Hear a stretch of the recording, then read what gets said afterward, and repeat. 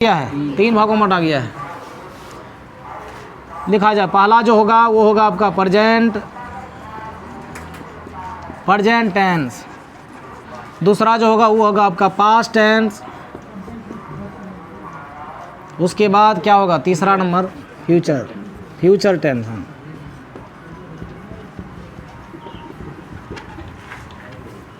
Present tense, past tense और future tense है ना, ये 3 भेद होते हैं टेंस के, और ये तीनों का चार भेद होता है। पहला जो होगा प्रेजेंट सिंपल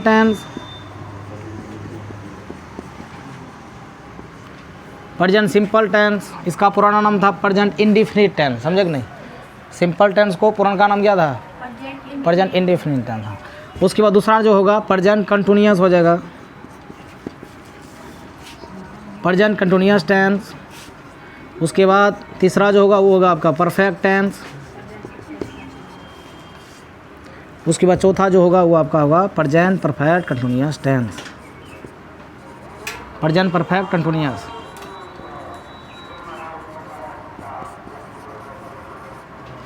देखिए ये 4 भेद हो गया प्रेजेंट टेंस का। उसी तरह पास्ट टेंस का भी 4 भेद होंगे, पास्ट टेंस का भी 4 भेद होंगे। पहला जो होगा ये होगा सिंपल, इसको ऐसे पढ़ेंगे पास्ट सिंपल टेंस, समझे कि नहीं। दूसरा जो होगा आपका पास्ट कंटिन्यूअस हो जाएगा,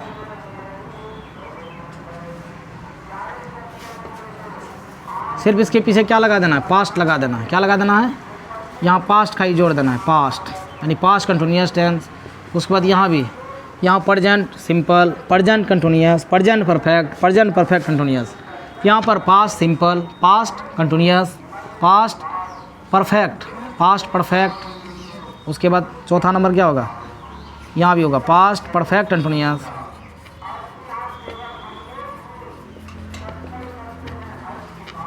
पास्ट परफेक्ट कंटिन्यूअस टेंस। इसको भी अपने मन से लिख सकते हैं, इधर छोड़ दें, इसको लिख लीजिएगा अपने से। यहाँ देखिए फ्यूचर, ये अपना जोड़ लीजिएगा यहाँ फ्यूचर, बस यही सिंपल टेंस लगा दीजिएगा, फ्यूचर सिंपल टेंस, समझे, फ्यूचर सिंपल टेंस। उसके बाद इधर क्या होगा फ्यूचर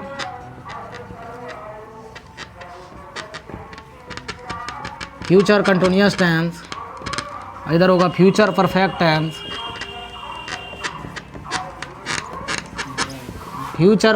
टेंस, उसके बाद चौथा जो होगा future perfect continuous.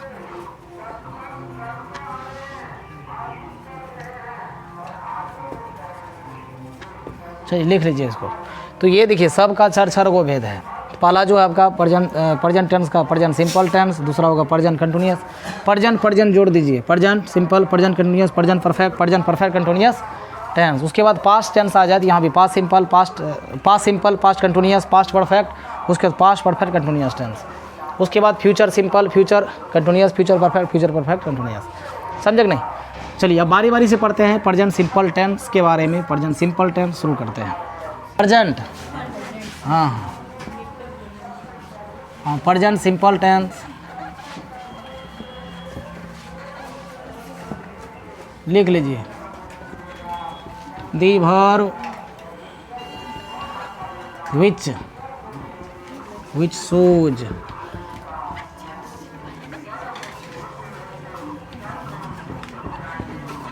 that an action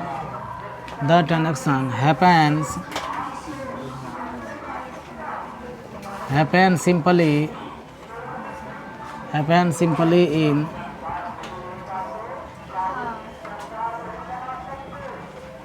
present time is called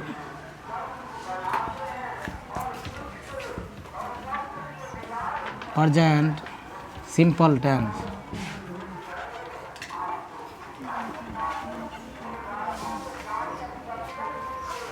इसका हिंदी देखिए, करदी भर such that an action happen simply in present time is called present simple tense.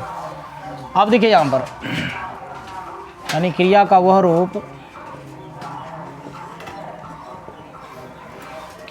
रूप, जिससे यह बोध हो कि कोई काम वर्तमान समय में, कोई काम वर्तमान समय मतलब प्रेजेंट टाइम, कोई काम वर्तमान समय यानी प्रेजेंट टाइम में सामान्य ढंग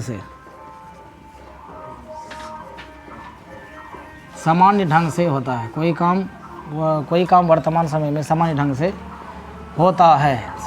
होता है, जिससे यह बोध हो जाए कि कोई काम वर्तमान समय में सामान्य ढंग से हो रहा है या सामान्य ढंग से होता है, उसे हम लोग क्या कहेंगे? प्रेजेंट। उसे ही हम लोग प्रेजेंट सिंपल टेंस कहते हैं। प्रेजेंट सिंपल टेंस कहते हैं उसे प्रेजेंट सिंपल टेंस कहते हैं। अब देखिए इसका पहचान क्या है। पहचान याद रखनी इनको, पहचान को। प्रायः हिंदी वाक्यांत में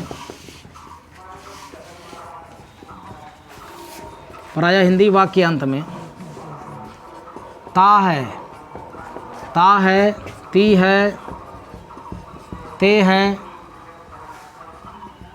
ता हूँ, है ना। ये हिंदी वाक्य में मिलेगा आपको। हिंदी वाक्यांत में ता है, ती है, ते हैं, ता हूँ, है ना, इत्यादि ये सब लगा रहेगा, इत्यादि लगा रहता है। सिर्फ हिंदी वाक्य में मिलेगा। अब देखिए इसका स्ट्रक्चर कैसे होगा। एफर्मेटिव का स्ट्रक्चर, एफर्मेटिव में स्ट्रक्चर क्या होगा इसका? सब्जेक्ट चाहिए, V1 या V5 चाहिए, उसके बाद अदर वर्ड चाहिए, फुल स्टॉप चाहिए। एग्जाम्पल ठीक है, मैं किताब पढ़ता हूँ, मैं किताब पढ़ता हूँ, मैं किताब पढ़ता हूँ। देखिए अंतिम में ता हूँ आया ना, अब यही लगेगा। सब्जेक्ट यहाँ पर मैं का अंग्रेजी आई। अब V1 या V5 पढ़ना अंग्रेजी क्या होगा? रीड। तो रीड का V1 रीडे होता है, आई रीड। अब होगा ए बुक। ठीक है सर, एक किताब नहीं है तो ए काहे लगा दिए? देखिए ये जो है ना कंटेबल नाउन है। बुक जो है आपका, बुक जो है कंटेबल नाउन है, इसलिए एक रहे अथवा ना रहे, कंटेबल नाउन जहाँ भी रहे वहाँ आर्टिकल का प्रयोग होता है, जो कि पिछले क्लास में हम बताए थे, समझे। मैं एक किताब पढ़ता हूँ या मैं किताब पढ़ता हूँ, वहाँ ए बुक लगाना ही है, चाहे एक रहे अथवा ना रहे। जहाँ कहेगा कि राम घर जाता है, राम घर जाता है, जब इस तरह क्वेश्चन पूछे राम घर जाता है, तो इसमें सब्जेक्ट क्या हो गया? राम। राम के साथ V5 लगेगा, क्योंकि थर्ड पर्सन सिंगुलर है ना, थर्ड पर्सन सिंगुलर के साथ V5 लगता है। तो राम जाना अंग्रेजी गो, इसका V5 ES लगा दीजिए, है ना। V1 में S या ES जोड़कर हम क्या बना सकते हैं? V5। तो राम गोज टू क्या होगा? घर है तो क्या लिखेंगे? राम गोज टू हाउस, बस हो गया, राम घर जाता है, समझे। ATC ये हुआ आपका क्या चीज़? अफर्मेटिव हो गया। नेगेटिव में क्या है? लिखिए नेगेटिव का स्ट्रक्चर। हाँ, इसमें जो है ना, देखिए यहाँ पर जो है ये मेन वर्ब के रूप में है, यहाँ V1 या V5। अब इसमें हेल्पिंग करने आएगा, जो कि हम पढ़े थे कि हेल्पिंग वर्ब है ना। वर्ब दो प्रकार की, एक मेन वर्ब, एक क्या होता है? Helping verb. अब यहाँ पर जो इसका स्ट्रक्चर बनेगा, तो इसमें सबसे पहले सब्जेक्ट चाहिए और हेल्पिंग वर्ब यहाँ लगेगा डू या डज। डू या डज तब लगाएंगे नोट, डू या डज नोट तब लगाएंगे V1, उसके बाद अदर वर्ड, फुल स्टॉप। ये है, ये आपका स्ट्रक्चर जो हो गया वो हो गया आपका नेगेटिव का। नेगेटिव का एग्जांपल देखिए, को कहेगा कि सर मैं नहीं खाता हूँ, मैं नहीं खाता हूँ, खा के बोलेगा मैं नहीं खाता हूँ, तो कैसे बनाया जाएगा बताइए? आई लगेगा ना, आई के साथ क्या लगेगा? डू या डज? डू लगेगा, बिल्कुल सही। आई डू, तब क्या लगेगा? नोट। तब क्या लिखेंगे? इट। आती है सर किसके साथ क्या लगेगा? इनको याद रखनी है। सिंगुलर इधर लिखना प्लूरल। अब देखिए इसको पढ़ लेंगे ना, ये पर्सन है, ये फर्स्ट पर्सन हो गया, ये आपका सेकेंड पर्सन, इसको सेकेंड पढ़नी है, इसको पर्सन पढ़नी है। ये हो गया आपका थर्ड पर्सन। अब क्या करेंगे? देखिए फर्स्ट पर्सन, तो यहाँ आई का प्लूरल क्या होगा? वी। यहाँ यू है, यू का प्लूरल क्या होगा आपका? यू। यहाँ ही, सी, इट, किसी का भी नाम, है ना। उसके बाद यहाँ पर क्या चाहिए, दे। तो इन ये जो है थर्ड पर्सन है ना, थर्ड पर्सन सिंगुलर नंबर, यहाँ प्लूरल नंबर हो गया। तो थर्ड पर्सन सिंगुलर नंबर के साथ ही क्या लगेगा, V5। बाकी सब के साथ क्या लगेगा, V1, सब के साथ V1, समझे। बस अब दिक्कत नहीं होगी। अब यहाँ पर हम कुछ डिस्कस कर देते हैं। यहाँ पर ये जो डू है ना, डू आपका V1 है, डू क्या है, V1 है, और इसका V5 क्या होता है, डज, है ना। सब पढ़े थे कि नहीं, डू डज डिड, है ना। Do did done, do did done, do did done. Do का V2 डिड होता है, उसका V3 डन होता है, और डू खुद एक V1 है, समझे। और डज यानी TO है, इसके अंत में S या ES लग जाए। S तो कभी लगेगा नहीं, ES लगेगा, बताए थे। जिसके अंत में O रहे तो ES लगाइए। तो भर में अगर ES या ES जोड़ते हैं तो वो V5 बनता है। तो ये यहाँ पर डज, तो जहाँ पर V5 लिखे हैं समझ जाइएगा, वहाँ पर V5 लगेगा।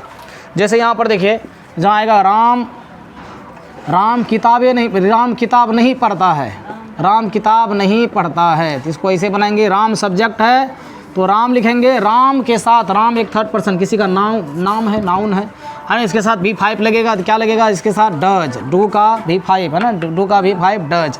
तब लगाएंगे नोट, तब लिखेंगे रीड, तब लिखेंगे किताब का अंग्रेजी, यहाँ ए बुक लगेगा। अब कहेगा सर यहाँ पर यही लिख लेते हैं कि मैं सेब नहीं खाता हूँ, मैं सेब नहीं खाता हूँ, मैं सेब नहीं खाता हूँ। चलिए अब यहाँ देखिए कौन आर्टिकल लगेगा, आई लगेगा। आई के साथ क्या लगेगा, यहाँ डू है ना। आई के साथ क्या, V1 चाहिए ना, तो V1 यहाँ खुद डू है, डू लगेगा। नोट चाहिए ना, खाना अंग्रेजी क्या होगा, ईट। उसके बाद यहाँ सेब है, तो सेब चाहिए, तो खाली एप्पल लिखने से काम नहीं चलेगा, यहाँ पे क्या लगाना होगा, AN लगाना होगा, समझे। AN लगा, किस लिए लगा, यहाँ पर एक नहीं हो रेतों पर भी, यहाँ भावेल साउंड से शुरू हुआ, एप्पल, एप्पल है ना। तो ये जो ए आया ये भावेल साउंड है, जब भावेल साउंड रहे तो AN लगेगा। सीखे कि नहीं, बताइए ETC। अब चलिए yes no क्वेश्चन लेते हैं, चलिए क्लियर हो जाएगा। yes no क्वेश्चन आप लोगों को भी समझ में आ रहा है कि नहीं। अगर समझ में आ रहा है तो वीडियो को लाइक करें, कमेंट करें और शेयर करें। जो बताइए सबसे पहले डू डज बाहर होगा कि नहीं, डू या डज है ना, डज या डू है ना, डू या डज बाहर होगा। उसके बाद क्या चाहिए, सब्जेक्ट चाहिए है ना। उसके बाद V1 है ना। अब यहाँ V5 नहीं लगेगा, सिर्फ V1। उसके बाद अदर वर्ड, वही हुआ object, other word, full stop, question mark, full stop नहीं, क्वेश्चन मार्क लगाइए। एग्जाम्पल बताइए जाए, एग्जाम्पल बताया जाए, एग्जाम्पल बताया जाए। एग्जाम्पल क्या होगा, बिल्कुल सही। हम यहाँ लिख सकते हैं क्या मैं खाता हूँ, क्या मैं पढ़ता हूँ। जब इस तरह आ जाए, क्या मैं पढ़ता हूँ। देखो क्या से शुरू हुआ है ना, तो क्या लगेगा बताइए, आई है, तो आई के साथ V1 चाहिए ना, तो डू खुद एक V1 है, बताए हैं। तो क्या लगेगा इसके साथ, डू, तब लगेगा आई, तब क्या लिखेंगे, रीड, डू आई रीड, क्या मैं पढ़ता हूँ। क्या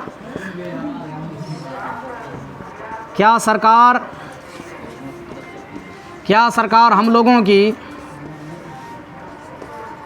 मदद, क्या सरकार हम लोगों की मदद करते हैं, बताइए, क्या सरकार हम लोगों की मदद करते हैं। अब क्या से शुरू हुआ, सरकार हम लोगों की मदद करते हैं, बताइए। यहाँ सरकार का अंग्रेजी क्या होगा, गवर्नमेंट, GOVERN है ना। यहाँ पे दी लगेगा, दी गवर्नमेंट। अब इसके साथ क्या लगेगा, डू डी की डज, डज बिल्कुल सही, डज लगेगा, डज है ना। Does the government, does the government, यहाँ दी लगेगा इस तरह, डज दी गवर्नमेंट, क्या लिखेंगे, डज दी गवर्नमेंट। उसके बाद हेल्प, V1 चाहिए ना, हेल्प हम लोगों की, तो क्या होगा, अस, क्वेश्चन मार्क लगेगा। Does the government help us, क्या सरकार हम लोगों की मदद करते हैं। क्वेश्चन लेते हैं, WH question, WH question, WH question structure बताइए इसका।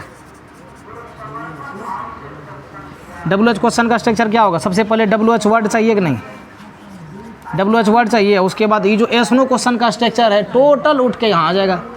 ये डू डज है तो यहाँ भी डू डज लग जाएगा, डू या डज। उसके बाद क्या चाहिए, सब्जेक्ट तो चाहिए ना। उसके बाद नोट रहे तो देना, नहीं तो नहीं देना। ये बीच में नोट आ जाए तो इसी जगह रखना है, सब्जेक्ट के बाद है, नोट रहे तो इस बीच में देना है, नहीं तो नहीं देना। V1 चाहिए, अदर वर्ड चाहिए, लास्ट में क्वेश्चन मार्क चाहिए, ये क्वेश्चन मार्क चाहिए। चलो अब एग्जाम्पल देखो, आप क्यों पढ़ते हैं, आप क्यों पढ़ते हैं, बताइए कैसे बनेगा। WH वर्ड इसमें क्या होगा, आप क्यों पढ़ते हैं, बिल्कुल सही, बिल्कुल सही। वाई डू यू रीड है ना। तो पहले यहाँ पर WH वर्ड लिख दीजिए। WH वर्ड किसको कहेंगे? जो WH से शुरू होता है। तो वाई जो है WH से शुरू हुआ है कि नहीं? तो पहले वाई लिखेंगे। अब बताइए आप का अंग्रेजी क्या होता है? यू होता है ना। यू के साथ क्या लगता है? V1 का मतलब डू हम क्या करेंगे? पहले लिखेंगे, तब क्या लिखेंगे इधर? यू। वाई डू यू, तब क्या लिखेंगे? रीड। समझ में आ रहा है कि नहीं? चलिए अब सब बनेगा। आप कब जाते हैं, आप कहाँ जाते हैं, आप क्या करते हैं, है ना, आप कब पढ़ते हैं, आप क्यों नाचते हैं, आप क्यों पढ़ाते हैं, इस तरह जब पूछा जाए बनेगा कि नहीं? चलिए अब बन जाएगा सब। तो उम्मीद करें कि आप लोग सब समझ लिए। सबको समझ में आ गया कि नहीं?